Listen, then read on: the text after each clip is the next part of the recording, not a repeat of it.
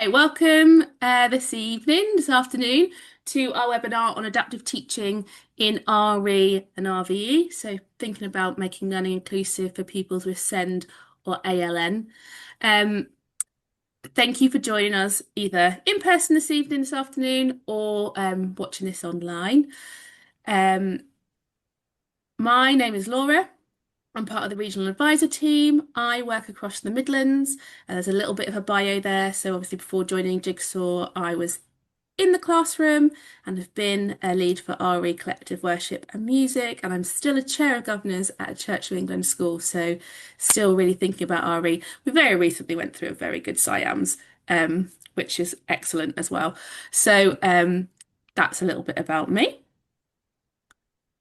And hello, everyone. I'm Geraldine Yates. I'm known as Jerry. I've got 27 years of primary education experience, and about 15 of those were spent as an RE lead and a collective worship lead. I've also spent several years as a SENCO, an ITT mentor, a governor, and a deputy head.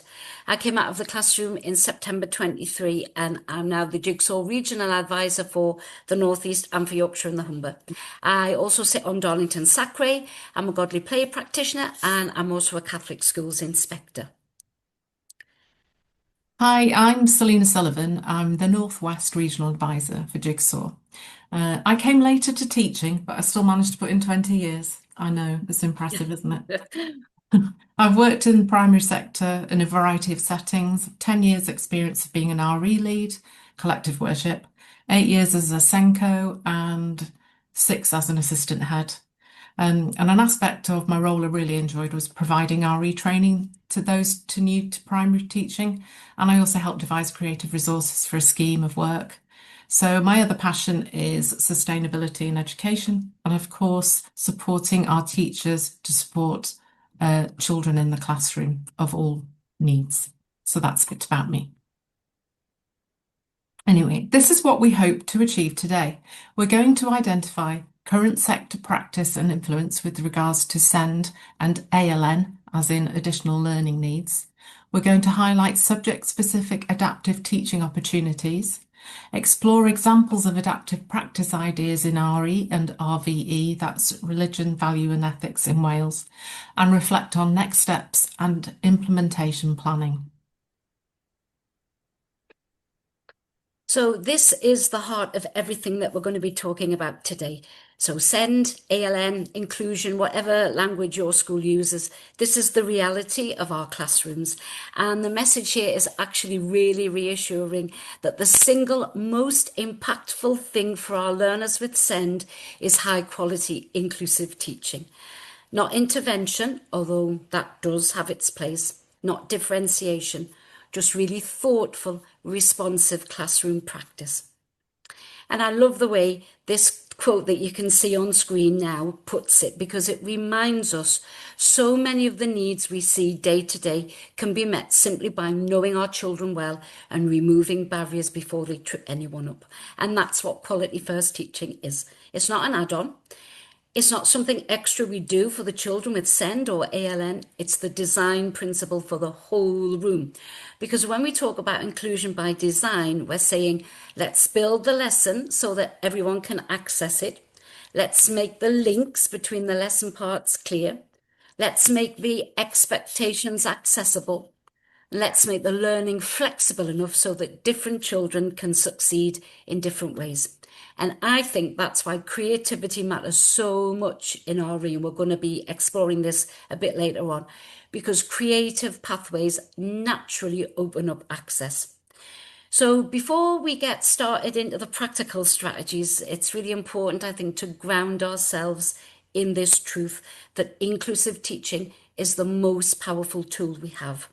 And when we design with inclusion in mind from the start, our children with SEND or ALN don't just cope, they thrive. Can I have the next slide, Laura? Thank you. So let's go one step further into what we were just talking about. So that idea that high quality inclusive teaching is the most powerful thing we can offer our SEND and our ALN learners. So if that last slide was the why, then this one is the how. So adaptive teaching is basically the everyday craft of responding to the children in front of us.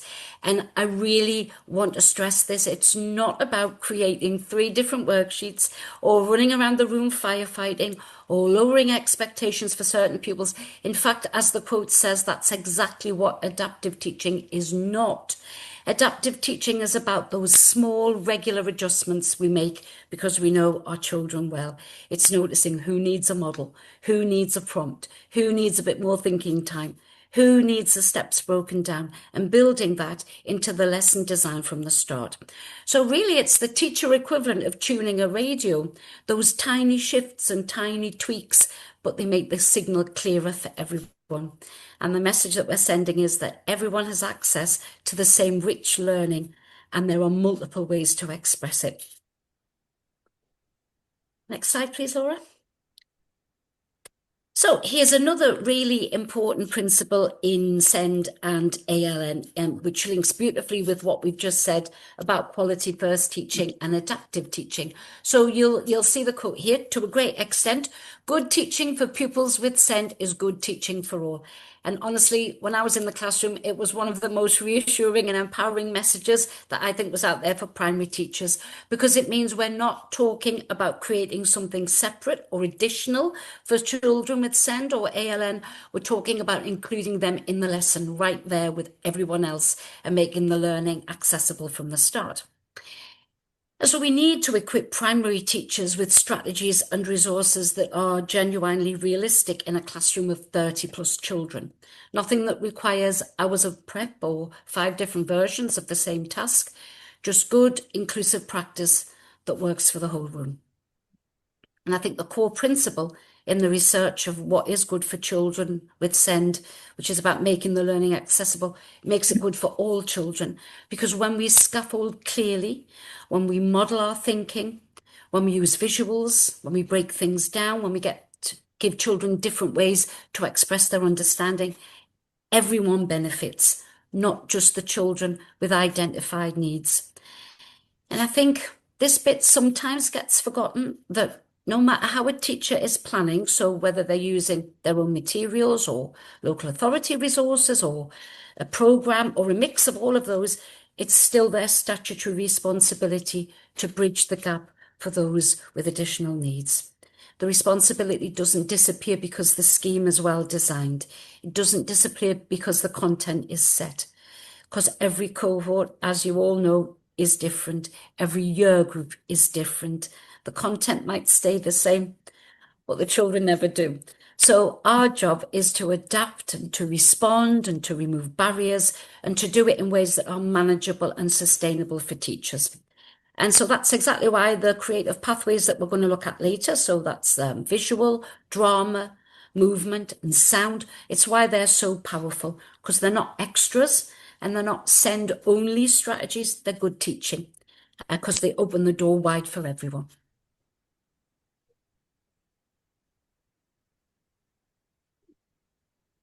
So we really can't do a webinar in the education world without mentioning the O word. From September 2025, inclusion is assessed as its own distinct area. And this is a significant shift in how Ofsted views inclusion now. Previously, SEND provision was considered as part of the broader personal development and wellbeing judgment, and that meant it could sometimes get lost among other priorities. Now it stands alone, and that sends a clear message about the weight Ofsted is placing on inclusion and SEND. Next slide. Thanks, Laura. So supporting children or pupils with SEND, this slide breaks down what inspectors will be looking for across 5 key areas. Much of this aligns with existing good practice, but it's worth just being clear about the language that Ofsted is now using. The graduated approach, i.e. assess, plan, do, review, is front and centre. That's nothing new, but it's just it's how it's highlighted, I feel. Ofsted wants evidence this cycle is genuinely happening, not just in policy and in the paperwork, and that staff have the training to deliver it. High expectations is the next area. work with pupils with SEND should improve their progress and achievement. As Jerry was saying, adaptations are about access, not reducing the challenge. We need to ensure that the environment is adapted. So adapting the environment, teaching and the school's wider offer goes beyond classroom differentiation. Think curriculum, enrichment, physical environment, how are barriers being removed? And we will give some examples of this as we go through. Monitoring and reviewing, nothing new again here, but the support must be reviewed systematically, with changes made when something isn't working. Provision maps and review cycles are key evidence here. Another important area that they've highlighted is transitions, and this is one that can be overlooked, or it's mainly just focused on going from year 6 up to secondary school. Ofsted is looking at support through all transitions, into school, between classes, between key stages, and so on. These are the points quite often where pupils are most vulnerable to gaps. The overall message is that Ofsted wants a joined-up, proactive approach to SEND, and if you are already embedding the graduated approach, so you're well on your way to in a strong position. The next slide, please. So there's a little bit more detail on supporting pupils with SEND. This slide is important because SEND isn't just assessed under inclusion, as I said before, as inspectors will also look at how your curriculum serves these pupils. Intent. The curriculum must be ambitious for all, with particular regard to disadvantaged pupils, those with SEND, and those known to social care. These groups should be considered at the design stage, not retrofitted. Needs to be broad and balanced. All learners should access a curriculum that gives them the knowledge to achieve and thrive. The expectation is the same ambitious curriculum, not a narrowed version for particular needs. Planning and sequencing. It should be planned so all pupils can access it and build knowledge incrementally. This is where thoughtful scaffolding matters. Implementation, meaning that teachers should focus on the most important knowledge, present it clearly, check understanding, and adapt teaching appropriately. Adaptation is expected as a core practice, not an add-on. And the footnote on appropriate discussion at the bottom of the slide is worth noting, as inspectors are looking for inclusive classroom talk too, and we'll go into that in a bit more detail later. So inclusion therefore should be woven into the curriculum thinking from the start and not bolted on afterwards. Next slide, please. Supporting children with SEND again, and this slide goes deeper into what Ofsted expects to see in practice when it comes to curriculum and teaching for pupils with SEND. Identifying and removing barriers. Staff need to know how to identify and remove barriers through effective curriculum design, formative assessment, and adapting their practice, like Jerry said about the fine-tuning of the radio. I think that's a really good analogy. This is about every teacher, not just the SENCO. It's every teacher's responsibility to remove those barriers. There needs to be evidence-informed practice.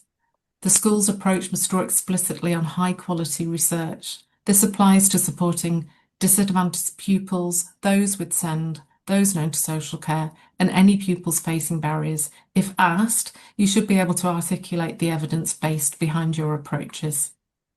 And a word on additional adults, and this is a significant point. Teaching assistants and other adults, should you have them, should be deployed to enable pupils to access high-quality teaching from their class teacher, not to replace it. So equally important is the expectation that the additional adult support develops pupils' independence over time and not dependence. In terms of reasonable adjustments, adaptations must be well targeted, effective in reducing barriers, and focused on long-term success rather than short-term fixes.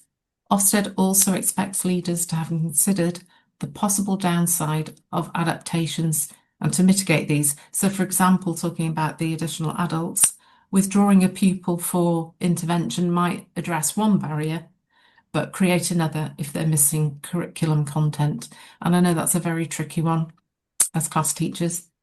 Mm-hmm. So the overall message is that we need thoughtful, evidence-based, long-term thinking, not quick fixes. And I know we'll have colleagues watching this or joining us today that are from Wales, and so it just a reminder that the inspectorate for Wales Estyn have some really similar messages that come through. So it just has three inspection areas: teaching and learning, well-being, care and support, and leading and improving. And you can see already there where ALN will kind of thread through those. Some of the principles of Estyn are that they are taking a pupil-centered approach to any of the work that they do, which is similar, I think, to the new Ofsted framework in that very much about it being pupil-focused. They will always focus strongly on the effectiveness of teaching and learning, and within that estimate, there is words on adaptive teaching, and that they will take into account your specific context and how you adapt the teaching to your specific context. So we've got some really similar messages and principles that come through Estyn as well. It's a slightly lighter document. So in the what we inspect document, because you've got a what we inspect and a how we inspect, in the what we inspect, we've got some really key points that come through in terms of how practitioners need to think about their teaching, that it's appropriately paced and it has the appropriate level of challenge and support for those with ALM. And that we have those high expectations, we're stimulated and engaging, and hopefully today will give you some real good ideas for being stimulating and engaging in RE, and that it's well matched to pupils. So that's that adaptation. And just like in Ofsted, where we've got that group of kind of disadvantaged pupils that includes pupils with SEND, we've got that group of pupils in Estyn that are at risk of adverse outcomes, is the phrasing we have there. So that's children with ALN affected by poverty. And both inspectors have that kind of catch-all phrase about any other barriers that are identified that might impact children's progress. So there's some similar messages through both of them. So let's move on to RE and really thinking about RE and RVE and how we can create that really inclusive environment. Now, the three of us have worked together with, we helped to run the network, the national network for our specialists, special schools and our alternative provisions. And through that work and some research, we've been able to then pull together and build and create this framework that hopefully provides a lens, provides a doorway into looking at planning. So it might be, like Jerry's already said, your planning will change year on year. So if you've got that foundation of planning, whether that be a resource like Jigsaw or your own planning, your school's planning, whatever that might be, having something that will help you look at that planning through the lens of your class and what they need is really helpful. And this is where we've currently landed on. So, in the centre of this encounter, experience and express framework, we have core knowledge. So the key things, ideas, vocabulary, concepts that we really want the pupils to secure the understanding and will help them have meaningful connections with RE. And that meaning might be what will be meaningful for the child in terms of their development and their maybe even preparation for adulthood or their EHCP goals, whatever it might be. So what are the things we want them to secure in their understanding, and where are those meaningful connections that are really going to love the talking about children thriving as they grow.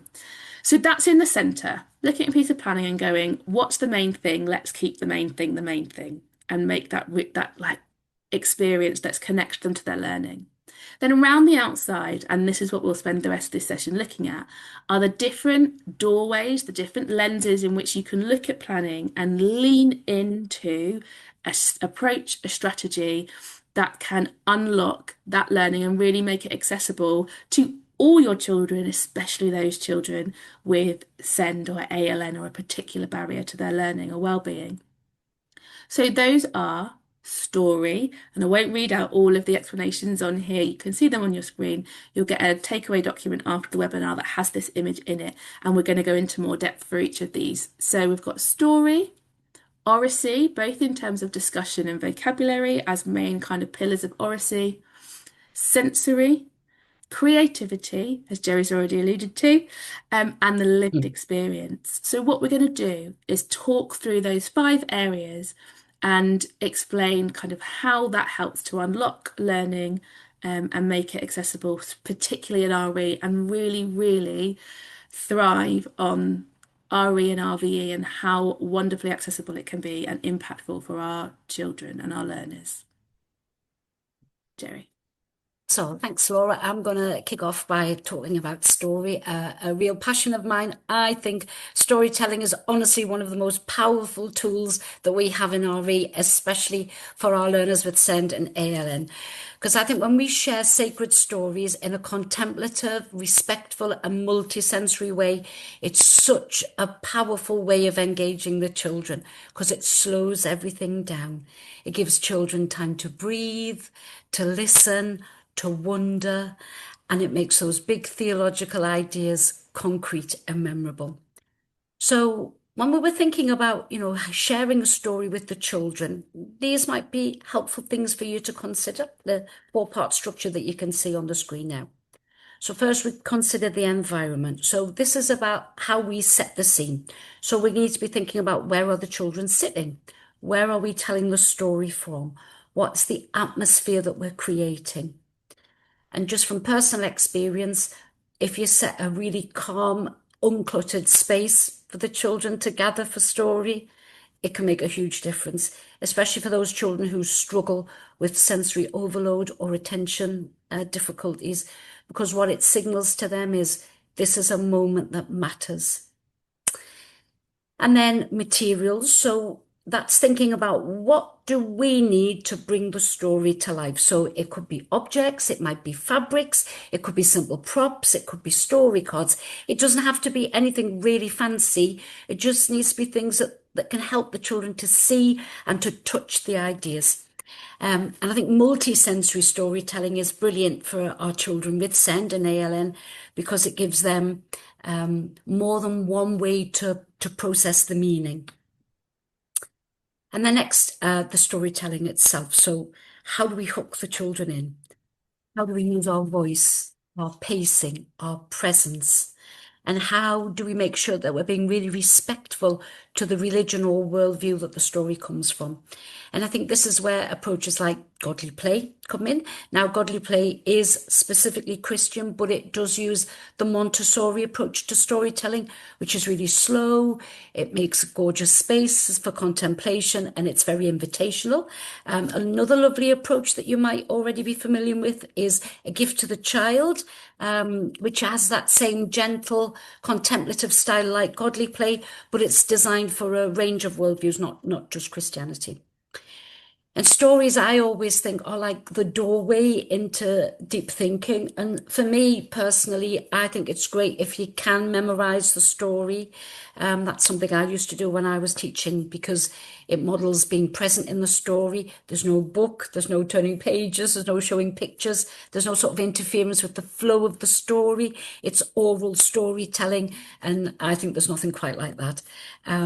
Story bags can be put together quite easily. Or if you're lucky enough to have a religious learning resources centre that, like we have in the Northeast, then story bags from a range of worldviews can be borrowed to share with the children. And finally, we're thinking about the response. So that's considering what do we want the children to know and remember? How are we going to gather their ideas? So that might be through talk or drawing or movement or sculpting or building or just a simple reflection. I think the key here is that the story doesn't just happen to the children, but that they get to process it and to make meaning from it. So I am a big fan of storytelling as an approach. I think it's so effective for all children, and especially for children with SEND and ALN, because it gives that multiple form of presentation. It's auditory, it's visual, it's tactile. There's a slower pacing, which supports processing. There's a real concrete engagement with abstract concepts, so that helps to deepen meaning. And there's a really strong hook that we can revisit later and that the children can engage with once the storytelling session is over. over. So for me, basically, it's everything we want from inclusive RE practice wrapped into one approach. Thank you, Laura. Next slide, please. So when I was in the classroom, I used story bags a lot because in my experience, the children absolutely love them. There's something about opening the bag and taking out the objects from the story without comment that really engages them. So just in case you haven't used them, story bags are simply fabric bags, usually, that contain the objects and the instructions for retelling the stories in a multisensory way.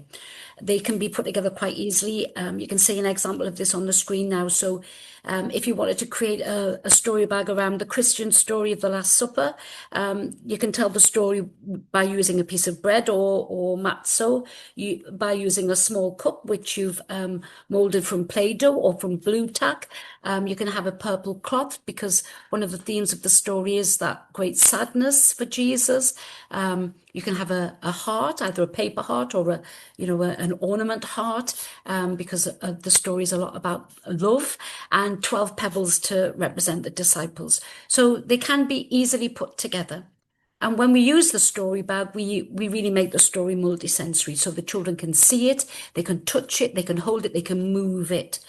And when we do share stories in this way, it is, in my experience, just a really powerful way of engaging the children. I would also say that we do need to consider carefully about how we use these techniques across all religions and worldviews. So if we only use story bags for some traditions and not others, what messages might we be giving?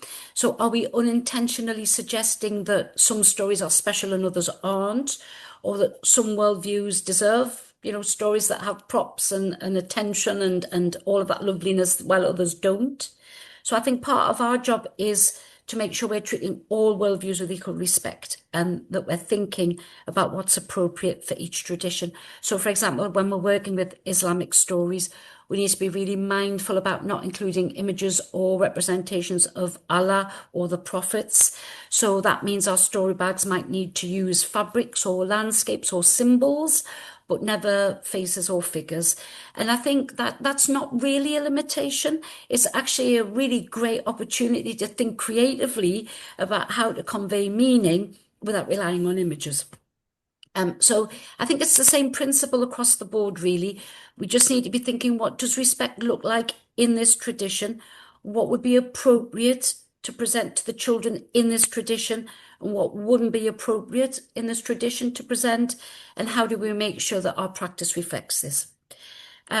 But I think the beauty of them is when we use story bags thoughtfully across all of the worldviews that we might be teaching, we're not just making the RE more engaging, we're modeling respect and we're removing barriers and we're giving every child like kind of a way into the story. And I think that's a really important message to be conveying to the children. Okay, the next part of the Encounter Experience Express framework that Laura was showing you, the wheel, if you like, is oracy. And within that, obviously, we have vocabulary. And this is one of the most significant barriers to understanding and communication. And in RE, particularly, where pupils encounter very specialist language, quite often that matters enormously.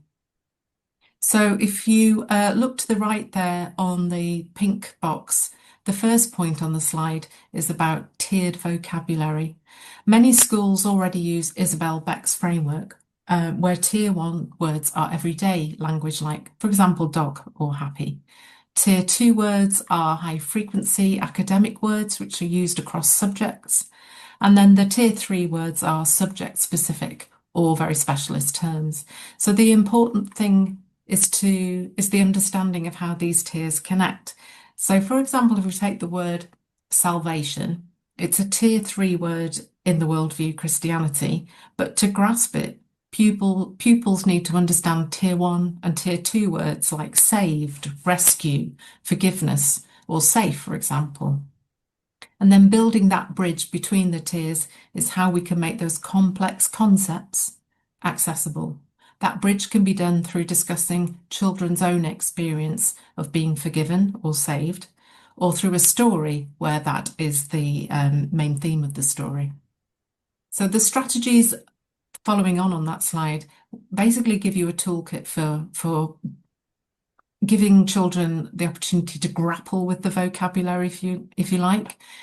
Pre-teaching vocabulary prepares pupils before they meet the new concept, so at least they've heard the word and have a bit of an idea about it. You can do dual coding, so you've got your written word and your pictures with the visuals, or even triple coding, which I think if a lot of primary school teachers do this naturally without even thinking about it, where you have the word, you have a visual, but you might do an action with it as well. And that just helps the children to different ways into a word's meaning. And on the left-hand side, you'll see an example of the Freya model. And there are all different versions of this, but they basically do the same thing. And they encourage pupils to explore a word from every angle. So what would be a synonym for this word? What would be an antonym? What's the root word? What's the etymology? What's the context? And then give concrete examples. And if it's possible, you might be able to draw the word or do a symbol. They might create their own visual or action even. And they also need non-examples to help them understand what a word does and doesn't mean. Another thing that you can do are word mats and banks to support retrieval and repeating words in different contexts and doing games with that to help embed them in the long-term memory. The key message is don't assume that pupils will absorb vocabulary through exposure alone. It needs to be explicit, structured teaching, and that's how we remove the barrier to the vocabulary issue. The next slide is on discussion, and there are 3 areas that give an overview here. So there's high quality discussion in RE, the techniques that we use to structure talk, the roles pupils can take within groups, and the scaffolds that make discussion accessible for all learners, including those with SEND or ALN. So firstly, the discussion techniques are practical structures for organising talk. So the very popular, well-known one is think, pair, share, which gives pupils thinking time and rehearsal time before sharing with the class. Talking objects and talk tokens help regulate turn taking and ensure all voices are heard if they so wish to be heard. Prompt questions support maybe deeper thinking, and flexible groupings mean we can respond to pupils' needs in the moment. So, which is that fine-tuning of the radio again. And then finally, we've got cooperative learning groups, which bring all of these together in a purposeful way. So in relation to the grouping, if you like, assigning roles within a group gives pupils a clear purpose and reduces that cognitive load of, I don't know what I'm supposed to be doing when I'm doing it, who's going to lead on this, and all those anxieties that go with group work. So if the teacher clearly says, you are the chair, the summariser, they support with communication skills, while someone else might be the challenger or the questioner, and encouraging higher order thinking, obviously scaffolded with maybe some prompts there. You might have a scribe and a researcher and a presenter. And these don't need to be static. You know your groups. You might change your groups. You might think, well, that child today might be able to do that, but another day, perhaps not. You know, and I think the pupils themselves know who's good at presenting and who's good at writing, and they quite often organise that themselves. Scaffolds, it's important to remember that these techniques need to be explicitly taught. Pupils need to know what good discussion looks, sounds, and feels like. Sentence starters and speaking frames give pupils the language they need, and then they can use those in those groups we've talked about. And thinking time. I do remember when I was training, I was so keen to get through my very regimented lesson plan. You know, I'll ask them this, they'll say this, and then I'll ask them this, they'll say this, and then they can do that, and then tick, thank you very much, job done. But one of the mentors said to me, the key thing is giving the children that thinking time. And that was a real valuable lesson to me and slowed me right down. So that's really valuable for pupils with SEND. EAL, of course, people who are less confident, whatever the barriers might be. And all these strategies are quality first teaching that benefits every pupil. On the next slide, we're talking more about discussion feedback here. And it's about how we capture and check pupils' thinking and understanding during and after discussions, and crucially, how we do that inclusively. So not every pupil will feel confident putting their hands up. Even those that usually know the answers There are some that just don't like to contribute because they just find that really difficult.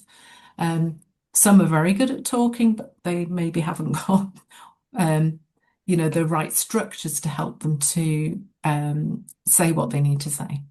So there are many multiple ways for people to share their thinking, either verbally, they can do it in writing, through drawing, gesture, or through collaborative building of ideas. So there are a few ideas on this slide, but I like to highlight the snowball recording because this lets ideas grow through collaboration.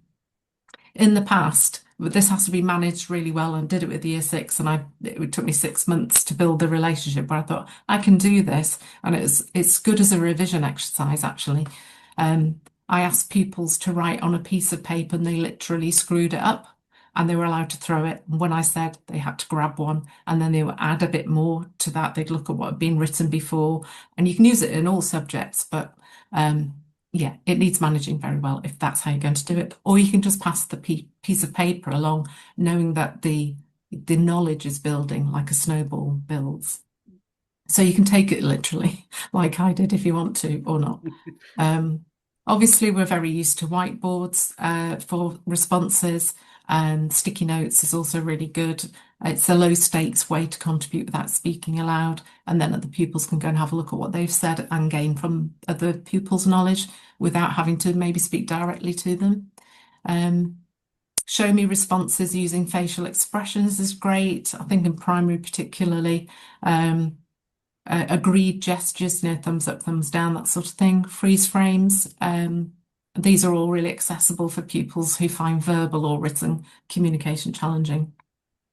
And also you want to get a flavour of what the children know across the whole class. So random name selection and no hands up is a really good idea, remembering that there is always the right to pass and you have to have a certain relationship with the children for that. When I did it, I thought it was always better to ask the question first before selecting the name. It depended really, but mainly that way, as all children then have thinking time to, listen to the question, think, what if I get chosen, what will I say? And I did try the interactive random name selector on the whiteboard, but I found that I didn't have as much control over the names. Whereas if I had the names on a lollipop stick in a tin can, then if I asked a question and I know my cohort, I would avoid maybe some names just because I didn't want to put them in that position.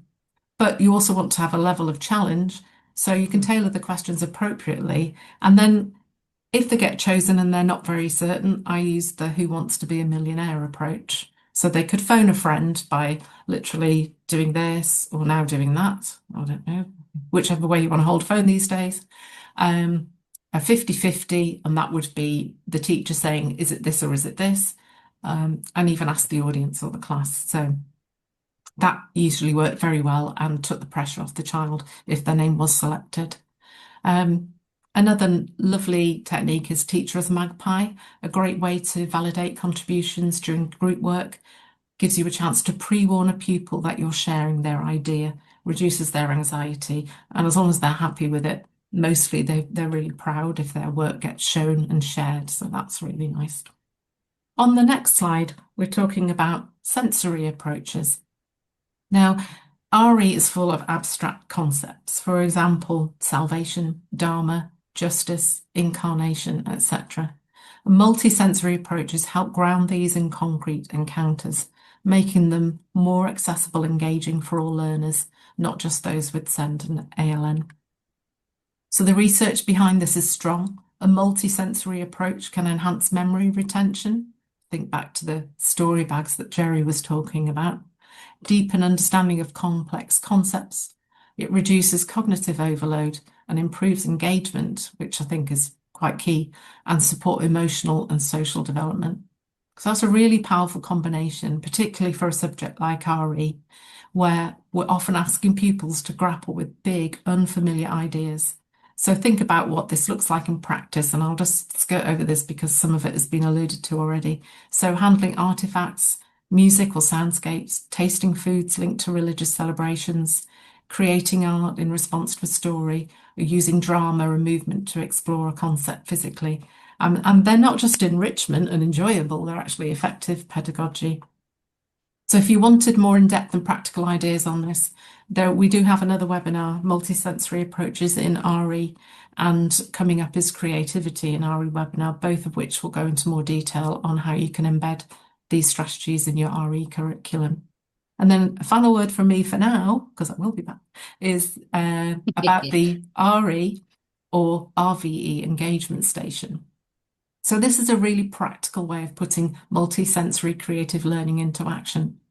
An engagement station is simply a dedicated area in your classroom or a set of resources that's built up during the inquiry and stays in the classroom for the duration of that inquiry, and it can be used flexibly.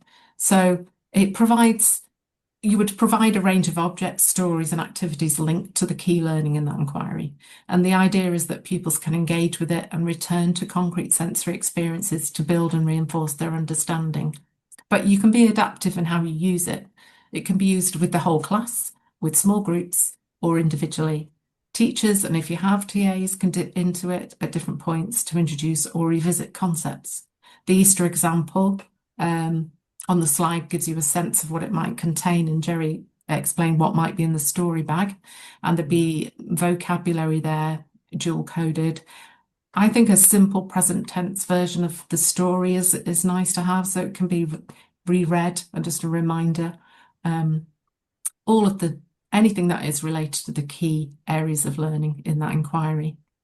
I personally add to things as I work through the inquiry, adding as appropriate, and it's a great prompt for recall. And for pupils with more complex need, having a dedicated area can be particularly powerful.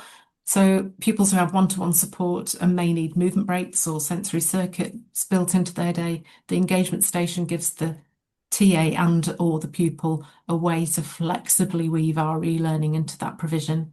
It keeps the pupil connected to the same learning as the rest of the class rather than being separated from it, so they can revisit things that have been talked about in the inquiry. And it's just thoughtful resourcing linked to your inquiry and your working wall, but just, maybe expanding that a bit.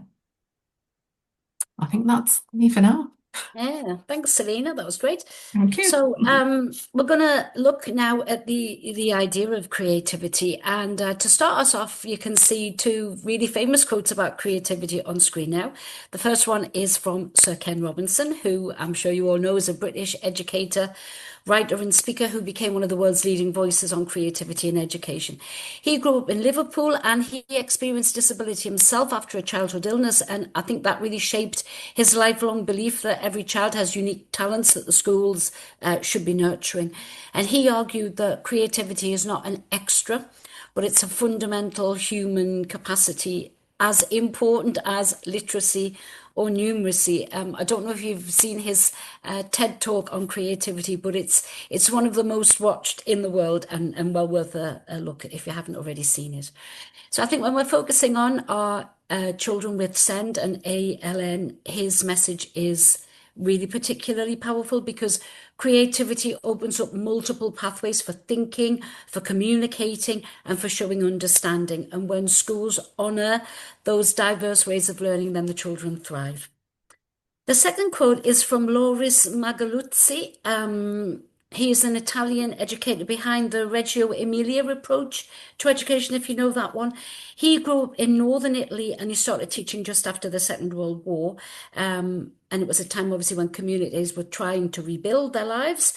And he observed children who were full of ideas and questions and imagination. And he became convinced that education shouldn't be about just filling children up with information, but it should be about listening to them and noticing what they think and giving them space to express themselves. And that thinking led to the Reggio Emilia approach. And that approach is founded on one big belief, which is that children are curious, capable thinkers with 100 ways to express themselves. And from that came his most famous idea, really, which is the child has 100 languages. He didn't mean actual languages, but he meant those ways of thinking and expressing that we have. So things like drawing or building or talking or imagining or mapping or storytelling or questioning. So all the different modes that children naturally use to make sense of the world. So for him, creativity was a way of learning, a way of thinking, a way of just tapping into your natural human potential. And I think that's where he speaks quite directly to, the children with SEND and ALN, because he argued that every child had strengths, every child had ideas worth hearing, every child deserves multiple pathways to show what they know. He really pushed back against this kind of one-size-fits-all idea of teaching. So I think when we're talking about creativity in education, we're really walking in Magaluzzi's footsteps, really. We're saying, let's give children different ways to think. We're saying, let's give them different ways to express belief or identity or answer big questions. Let's, trust what they're saying, trust their ideas. So just really interesting kind of way in to when we're starting to look at creativity. I'll have the next slide, please, Laura. So I think if there's any subject where those ideas about, creativity being as important as literacy and numeracy, and the children have 100 languages for expressing their ideas, if there's any subject where those ideas come alive, then it's in RE, because RE is full of big questions about identity and belief and belonging and meaning, and our children need more than one doorway into that, especially the children with SEND or ALN. They need options. They need to feel that they're being successful, and they need ways to show their thinking that aren't all tied to writing. So on this slide, you can see our creativity bank, and these are 4 simple, practical pathways that we can use in the RE classroom to help the children express their understanding in ways that might feel natural to them. So we're just going to have a look at them one at a time. I have anchored these to a worldview and to a jigsaw inquiry, just for context, really, and I thought it might be easier to talk about it like that. However, these ideas can be used across religious and non-religious worldviews. So we'll start with the visual pathway, and if we think about that in context of Judaism, and in Jigsaw, we have an inquiry in the 5 to 7 age phase on Shabbat, and it says, is Shabbat important to Jewish children? And visual work is brilliant here because Shabbat is full of rich symbols and objects that the children can explore without needing long written explanations. So you might give children a simple storyboard to show the journey into Shabbat. So the candles, the challah, the blessings, the family meal. Or you might want them to design a symbol that captures what Shabbat feels like. So the concepts of rest or peace or family or pausing, resetting, that kind of thing.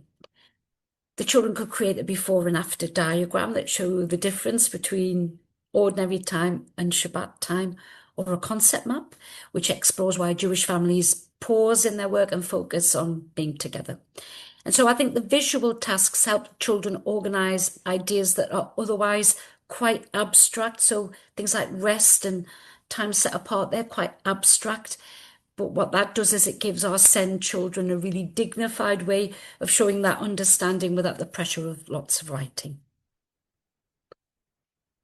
Drama fits really well with inquiries about Sikhi, especially in Jigsaw. We have a 7 to 9 inquiry about the Langer Hall. It's called Do Sikhs Think It's Important to Share? But again, we're not really talking about big performances here. We're talking about those tiny structured movements that help the children to step into the experience. So a simple freeze frame of people sitting together on the floor, sharing food as equals, or a short role play where one child is new to the Gurdwara and others welcome them into the Langer. Children could act out, the moment where someone realizes, oh, everyone is treated the same here. Or there's they could create a mini scene which show the values that underpin the Langer, and they are those of service and equality and kindness. So I think drama can help the children really feel the heart of, in this case, the Sikh teachings, that everyone is equal, everyone's welcome, everyone is fed. And for our children with SEND or ALN, these are these small, safe drama moments can make the values of Sikhi come alive in a way that's really memorable and meaningful for them. So movement is one of those creative pathways that sounds a bit mysterious, I always think at first, but actually it's really simple. So when we're talking about movement in RE, we're not talking about dance routines or anything complicated, although if you did feel moved to do a dance routine, that's great too. We're really here focusing more on the body, using the body to feel an idea or to walk through a concept or to experience a teaching physically rather than just hearing it. So if we look at the worldview of Buddhism, and we have an inquiry in Jigsaw called Can the Buddha's Teachings Make the World a Better Place? So we can really explore that through small, accessible movement activities. And Buddhism is particularly fabulous for this because so many of the Buddhist teachings are about how we move through the world with gentleness and kindness and very mindfully. So children can walk a simple pathway very slowly and very mindfully, noticing how it feels to move with calmness and intention. And that's linked to the Buddha's teachings on mindfulness. They can use hand gestures to show kindness, compassion, peace. And these tiny movements help them to kind of internalize those concepts. You can create a choice pathway on the floor. So one route is for acting with anger and another one is for acting with kindness. And the children physically choose which path they want to walk and they talk about how it felt. Or they can take part in a stillness moment, which is practicing being calm and grounded. And it's quite a child-friendly way into the idea of meditation, which is very important in Buddhism. So I think it helps the children, in this case, to connect with the Buddha's teachings, not just hear about them. It makes those abstract ideas of compassion and calm and right action something that they can actually feel in their bodies. And I think for many children with SEND or ALN, it's that physical anchor is what makes the learning stick. And finally, sound. This one works really well with the Christianity inquiry that we have in Jigsaw in ages 6 to 7, autumn 1. And it's, is it possible to be kind to everyone all of the time? And in piece 3, it features the story of Zacchaeus. And sound gives children a way to express ideas without writing and without the pressure of performing. It's a very communal activity. It's very rhythmic and it's very accessible. So you might create a call and response where you explore how the people reacted to Jesus choosing Zacchaeus to go and visit. So it might be something like, who did Jesus notice? The one nobody liked. What changed in Zacchaeus? His heart opened. Or the children could create a simple soundscape of the street, the crowd murmuring, Zacchaeus climbing the tree, his moment of surprise when Jesus called his name, and it could lead to a spoken word reflection. So something like, I was small, I was pushed aside, but Jesus saw me and everything changed. So I think the sound pathway really helps children to explore emotion and transformation and belonging, which are all big themes in this story of Zacchaeus. And for the children with SEND, it's a really low pressure way of expressing their understanding. So I think when we do talk about creativity in RE, we're talking about those pathways into meaning. We're talking about giving the children multiple ways to think and to express and to have that sense of belonging. Have the next slide, please, Laura. So let's just look at how one of those pathways might work in class. So this is the 7 to 9 Jigsaw RE inquiry on Sanatana Dharma, and it looks at what do some deities tell Sanatanis about God. And what I love about this is how it gently scaffolds the children's thinking step by step towards a poem that they can actually, say out loud. So we're working within the worldview of Sanatana Dharma, and the big idea here is that God, or Brahman to Sanatanis, is one, but can be understood through many different qualities, and they are shown in the different deities. So the first step is to show how light can be split into many colours through a prism, and that's the hook. It's very visual, it's very scientific, and it will be metaphorical a bit later on, because the children can see that the white light can become many colours, And that sets up the idea that one God can be understood in many ways. So you might have prisms in the science trolley or in the science cupboard that you can use for this, or you can use a pack of CDs, or you can make an oil and water prism using baby oil and vegetable oil, and you shine the light through the interface where the oil and the water meet. So from that, when the children have seen that the white light can be split into the rainbow of colours, we're then going to shift into RE thinking, and we're going to explore the idea that Brahman is the light which appears as many colours. So the metaphor then becomes theological. So Brahman's the light, the deity are the colours. And this is a really lovely way to help the children to grasp that really complex idea. And it's especially helpful for our SEND children because they can benefit from that concrete imagery. And then from that, we can list the deities that the children have been learning about and what their special quality is. And this is where the children start to build their content. So we discover that Lakshmi is about kindness, and Shiva shows change, and Saraswati shows learning, and Ganesha shows new beginnings. And you can do that as a spoken chant, or as a call and response, or as a rhythm game. They're all part of the sound pathway. And then finally, the children can create their own version of the poem, but they don't have to start from scratch. And I think that's the beauty of this approach. They can draw on what they've just experienced, and you can also provide a written scaffold if that's needed. You can see on screen the first half of the poem shows a possible scaffold that you might want to use. So that means that the children can really focus on the meaning, on the rhythm, and on their voice. They're not really worrying about spelling or sentence structure. They can speak the poem out loud, perform it in pairs, or they can record it as a class reflection, whatever works for you and your cohort. And I think this is a really great example of how the sound pathway can really support deep RE learning because it's rhythmic, memorable, and inclusive. Children who struggle with writing can succeed in this way. Children who think in images or emotions can still express their belief. And the poem, because they've created it together, it becomes that shared moment of understanding. Lovely. Thank you, Dara. So many beautiful ideas that we can put into the classroom and think in different ways. I am super conscious of time at the moment, so I'm going to talk through Yes. lived experience and think that maybe then if I just quickly click through those final slides that people can refer to when they get the slides through, they're really scaffolds in terms of kind of next steps. So if I just talk through lived experience quickly, and then I'll just click through the other slides so that you can see them, refer back to them, and you'll have our contact details. But so many wonderful ideas that can be taken into the RE/RVE classroom that have been shared, which is just brilliant. So lived experience is, I mean, the theme of making the abstract concepts of religion and worldviews concrete has come through lots of things, but there's really one of the best ways to do that is by connecting that to real people and real stories and real practices so that we understand that we're developing that respect for people who are living this around the world every day. And this really comes through in the worldviews approach as well. So we've got a page of examples like we've had with the other strategies. So things like trips and visits that might be to places of worship, they might be to a resource centre because there are objects there that can be explored, community events, faith trails, case studies. So we're talking back to stories there, really, but we're talking about the real life stories of people. They can be fictionalized case study examples in your work, or preferably real ones.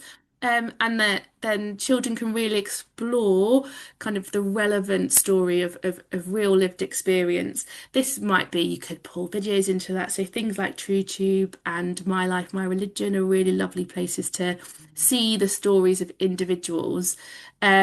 Visitors and workshops, so having trained speakers, RE Hubs is a really good place to have a look for trained speakers that can come into your school. Individuals from the community, it might be parents that work with your community, workshops for various different, some of the things that we've spoken about in terms of creativity, you can bring a workshop in and everybody can experience that. And then thinking about the non-fiction books, so those books that are based on the lived experience of real people. Jill Vasey's Belonging and Believing series is a really good example of that. And if you haven't explored that, that's Books at Press. They are fantastic, particularly in the early years in Key Stage 1, because they are based around 5-year-olds and it's the lived experience of 5-year-olds in different religions and worldviews. And there's lots of resources that go along with those as well. But they're a really great one because the children can really attach to a person that this is real for. So the things that they are learning are no longer abstract because it is lived out in somebody's life. I'll just click through kind of the final slides, in that we were coming back to the framework again.